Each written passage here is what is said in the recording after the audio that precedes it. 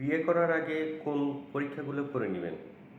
পাত্র-পাত্রী উভয়েরই হিমোগ্লোবিন ইলেক্ট্রোফোরেসিসের মাধ্যমে জেনে নেবেন বংশগত থ্যালাসেমিয়া রোগের বাহক অথবা অসুস্থ কিনা। ব্লাডের গ্রুপিং পরীক্ষা করবেন। যদি ফ্যাকাশে হয়ে যাওয়া, পেটে চাকা অনুভূত হওয়া, সাথে জন্ডিস থাকে, তাহলে বুঝতে হবে থ্যালাসেমিয়া রোগের হওয়ার সম্ভাবনা আছে। সেক্ষেত্রে হিমোগ্লোবিন ইরিথ্রোপোরেসিসের মাধ্যমে আমরা থ্যালাসেমিয়ার রোগটি নির্ণয় করতে পারব।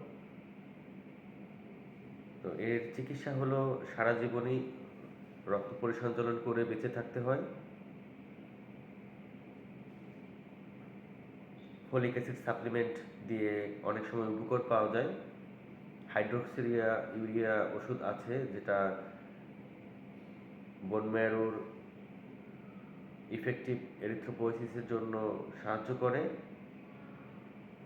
অনেক ক্ষেত্রে এরিথ্রোপয়েটিন ইনজেকশন সাবকিউটেনিয়াসলি দিয়ে উপকার পাওয়া যায়।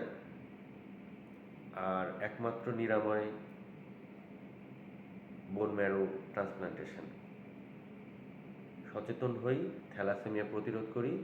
এটা সম্পূর্ণ প্রতিরোধ করা সম্ভব শুধুমাত্র বিয়ের আগে হিমোগ্লোবিন ইলেক্ট্রোফোরেসিস পরীক্ষা নির্ণয়ের মাধ্যমে, বাহক নির্ণয়ের মাধ্যমেই। তো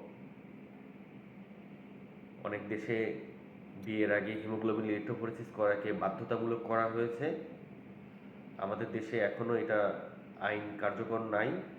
তো আমরা নিজেরা সচেতন হব এবং এই পরীক্ষাটি নির্ণয় করে থ্যালাসেমিয়া রোগ প্রতিরোধ করি।